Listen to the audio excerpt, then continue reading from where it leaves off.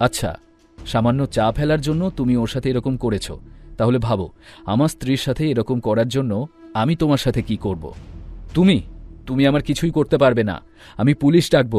মহিলা কথা শেষ করার আগেই অয়ন জ্বলন্ত চোখে তার চোখের দিকে তাকালো। পুলিশ কেন? যাকে ইচ্ছে ডাকতে পারো, আমি ভয় পাই না। সেই মুহূর্তে অয়ন রাগে দিগবিদিক হারিয়ে ফেলেছিল। পুলিশের হুমকি দিয়ে তাকে থামানো সম্ভব ছিল না। অয়ন এবার দোকানের জিনিসপত্র ভাঙচুর করতে শুরু করে দিল। পার্স, জুতো, জামাকাপড় সব কিছু ফেলে লণ্ডভণ্ড করে দিল সে। তবে প্রবল রাগের মাঝেও অয়ন নিজের সীমা জানত, তাই ওদের দুজনের মধ্যে কারুর গায়ে সে হাত তুলল না। মেয়েদের গায়ে হাত তোলাতে সে বিশ্বাস করত না।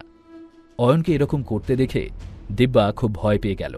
চোখের সামনে যা দেখছিল ও তা বিশ্বাস করতে পারছিল না যেন।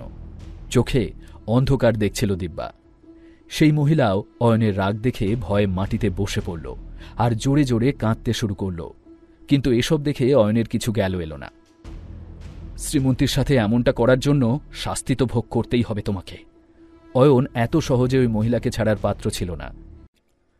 অয়নকে এমন ব্যবহার করতে দেখে দিব্যা তাকে থামানোর চেষ্টা করলেও তাতে কোনো লাভ হল না।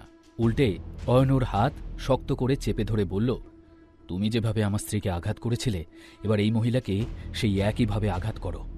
স্যার, না স্যার, প্লিজ। দিব্যা বুঝতে পেরেছিল যে সেই মহিলা খুব প্রভাবশালী, কিন্তু অয়নের ব্যাকগ্রাউন্ড সম্পর্কে তার কোনো ধারণাই ছিল না। না স্যার, ছেড়ে দিন আমাকে প্লিজ। অয়ন কিছু শোনার মুডে ছিল না অবশ্য। দিব্যার কাছে আর কোনো উপায় না থাকায় সে এবার বাধ্য হয়ে মহিলার গায়ে হাত তুলতে রাজি হল।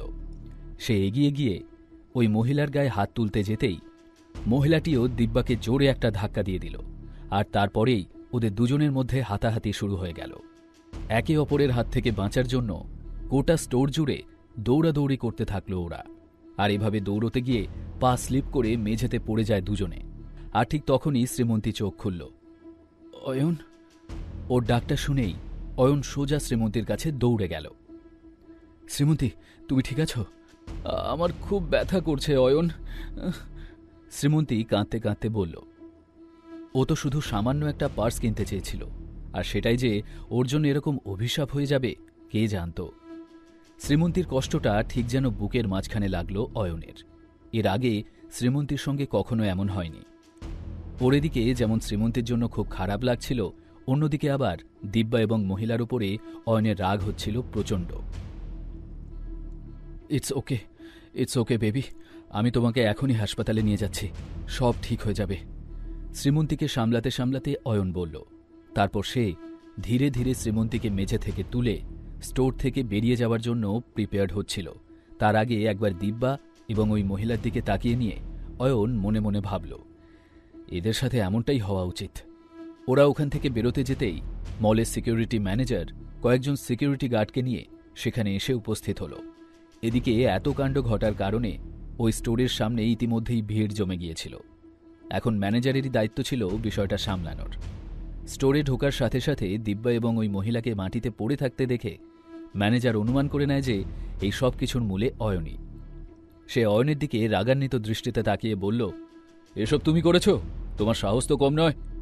আপনি জিজ্ঞেস করবেন না এখানে কি হয়েছে? অয়ন শান্তভাবে জিজ্ঞেস করল, আমি জিজ্ঞেস করছি এসব কি তুমি করেছ? হ্যাঁ বা নাতে উত্তর দাও। সেই ম্যানেজারের কণ্ঠস্বর আরো রুক্ষ শোনায়। হ্যাঁ হ্যাঁ, ওই এইসব কাণ্ড ঘটিয়েছে, ওকে ধরে মারধর করা উচিত।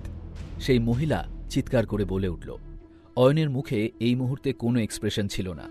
ও শুধু আরেকবার বোঝানোর ভঙ্গিতে ম্যানেজারকে বলল, আমি আপনাকে আরও একবার সুযোগ দিচ্ছি, কি হয়েছিল সেটা আগে জানার চেষ্টা করুন।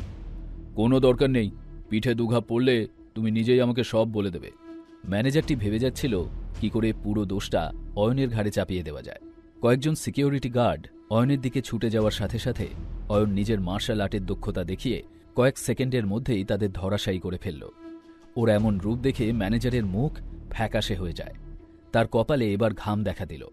সে ভেবে পাচ্ছিল না যে মাত্র কয়েক সেকেন্ডের মধ্যে এতগুলো সিকিউরিটি গার্ডকে একসাথে হারিয়ে দিল কি করে এই ছেলেটা। এ কে? এখনও কি আমাকে দিয়ে এই সত্যিটা বলাতে চান? ইউ ইডিয়েট, তোমার একটা গার্ডও ঠিকমতো লড়তে পারল না এই ছেলেটার সাথে। উল্টে সব কটা একে একে মাটিতে গড়াগড়ি খাচ্ছে। হচ্ছেটা কি এসব? রাগের মাথায় চেঁচিয়ে ম্যানেজারকে ব্যঙ্গাত্মক সুরে বলে উঠল সেই মহিলাটি। Shut up! ম্যানেজার চেঁচিয়ে উঠে বলল। অয়ন এরপর আর কি কি করতে পারে সেটা আর ভাবতে চাইল না ম্যানেজার। তার মনে হচ্ছিল সামনে যেই আসুক না কেন অয়ন সবাইকে মেরে মাটিতে মিশিয়ে দেবে। তুমি আমাকে চুপ করতে বলছো? এত সাহস তোমার? ভদ্রমহিলা রাগে ক্ষিপ্ত হয়ে উঠলেন। দেখাচ্ছি আমি তোমাদের সবাইকে, কাউকে ছাড়ব না, এই আমি বলে রাখলাম। এই বলে সে তার স্বামীকে কল করল। রাকেশ, আমি মলে আছি, এখানে কিছু লোক আমাকে মেরে ফেলতে চায়, তুমি তাড়াতাড়ি এখানে এসো। আর হ্যাঁ, সঙ্গে করে বেশ কিছু লোকও নিয়ে এসো। এখানে একটা ছেলে খুব ভালো মার্শাল আর্ট জানে। অয়ন মহিলাকে কোনো রকম বাধা দিল না। সে শুধু দেখতে চাইছিল যে এই মহিলা কত দূর যেতে পারে। এদিকে সেই ম্যানেজারের চোখে এবার স্পষ্ট ভয় দেখা যাচ্ছিল। অয়নকে ও আর তুচ্ছ তাচ্ছিল্য করতে পারছিল না। আর এই মহিলার স্টেটাস তো দেখেই বোঝা যাচ্ছিল। ম্যানেজার বুঝতে পারছিল যে সেই দুজনের মাঝখানে খুব বাজেভাবে ফেঁসে গেছে, কিন্তু তাও হার না মেনে সে ওদের দুজনকে বোঝানোর চেষ্টা করল। স্যার, ম্যাডাম, আপনারা দুজনে ব্যাপারটা মিটমাট করে নিচ্ছেন না কেন? মিটমাট? Have you lost your mind? আমার হাজব্যান্ডকে জাস্ট আসতে দাও, আমি তোমাকে আমার পা ধরে ক্ষমা চাইতে বাধ্য করব, আর এই ছেলেটাকে তো মেরেই ফেলবো একেবারে। মহিলা চিৎকার করে বলল। হাত ভেঙে গেলে কি হবে, তার মেজাজ এখনো সপ্তমে চড়েছিল। ঠিক তখনই অয়নর ফোনটা বের করে অস্মিতাকে কল করল। তাড়াতাড়ি মলে এসো। ফোনে এই 3টি কথাই বলল সে। অস্মিতাকে ও আগেই এখানে ডেকে আনতে পারত, কিন্তু অয়নের মনে হয়েছিল যে ব্যাপারটা হয়তো বেশি দূর গড়াবে না। কিন্তু এখন জল এত দূর গড়িয়েছে যে অয়নের ব্যাপারটা মেটানোর জন্য অস্মিতাকে প্রয়োজন ছিল। অন্যদিকে অস্মিতা অয়নের কথা শুনে ঘাবড়ে গেল এবং এই প্রথমবার ওর কপালে চিন্তার ভাঁজ পড়ল। অয়ন এত লোককে সামলেছে, কিন্তু আজ ওর গলার স্বরটা একদম অন্যরকম লাগছিল। কি এমন হলো হঠাৎ? আর কিছু না ভেবে অস্মিতা কোম্পানির কয়েকজন কর্মকর্তাকে ফোন করে অয়নের কলের কথা জানায়। ওরা সকলেই শপিং মলের দিকে রওনা দিল। অন্যদিকে মলের ভেতরে সেই স্টোরটার সামনে ভিড় হয়ে গিয়েছিল, যেন ওখানে সবাই কোনো ছোটখাটো প্রোগ্রাম দেখতে চলে এসেছিল। উত্তেজনায় প্রায় ধাক্কাধাক্কি শুরু হয়ে গেল। এরপর হাতে ছুরি বন্দুক নিয়ে সেখানে কয়েকজন এসে ঢুকল। একটি মধ্যবয়সী লোক সেই গুন্ডার দলকে লিড করছিল। সেই লোকটাকে দেখে খুশি হয়ে মহিলা বলে উঠল, রাকেশ, তুমি এসে গেছো, তুমি না এলে এরা আমাকে মেরেই ফেলতো। সোনিয়া ডার্লিং, তোমার সঙ্গে কে এরকম করেছে? এই মহিলার নাম ছিল সোনিয়া। তার স্বামী রাকেশ তাকে প্রশ্নটা করল। এই ছেলেটা আমার হাত ভেঙে দিয়েছে, আর এই ম্যানেজারটা আমাকে শাট আপ বলেছিল। সোনিয়া অয়নার ম্যানেজারের দিকে ইশারা করে দেখিয়ে রাকেশকে বলল। রাকেশের মুখ রাগে লাল হয়ে উঠল। সে প্রথমে অয়নের দিকে আর তারপর ম্যানেজারের দিকে তাকালো। তারপর ম্যানেজারের সাথেই আগে বোঝাপড়া করে নেবে ভাবল। শুনতে থাকুন এই গল্পটি শুধুমাত্র পকেট এফএমে। লিঙ্কটি রয়েছে ডেসক্রিপশনে।